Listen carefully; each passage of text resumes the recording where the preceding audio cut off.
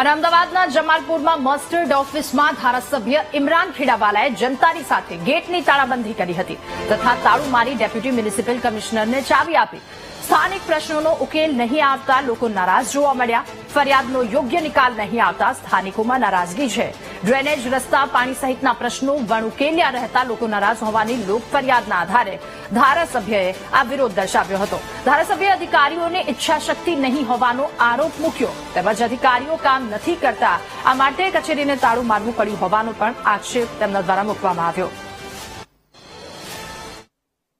દર સોમવારના દિવસે જમાલપુર ખાડિયાના ધારાસભ્ય તરીકે જમાલપુર મસ્ટરમાં હું બેસું છું અને લોકોની ફરિયાદ સોલ્વ કરાવું છું।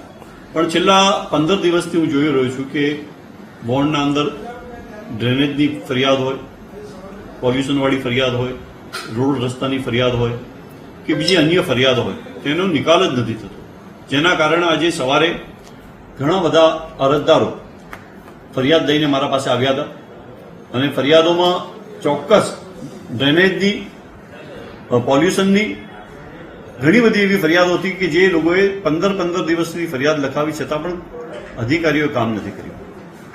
અમદાવાદ મ્યુનિસિપલ કોર્પોરેશનના અંદર કરોડો રૂપિયાનું આપણું બજેટ, લોકોના પૈસા, ટેક્સના પૈસા જ્યાં ખર્ચવાના હોય તેની જગ્યાએ હું સમજુ છું કે બીજી જગ્યાએ ખર્ચાઈ રહ્યા છે।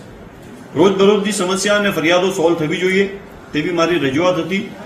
આજે ના છૂટકે જમાલપુર મસ્ટરના અંદર મેં તમામ અધિકારીઓના સાથે મીટિંગ કર્યા પછી એ લોકોને એમના પાસે કોઈ જવાબ નહોતો, સંતોષકારક જવાબ ન આપવાના કારણે મેં જમાલપુર ઝોનલ ઓફિસને આજે તાળાબંધી કરી છે।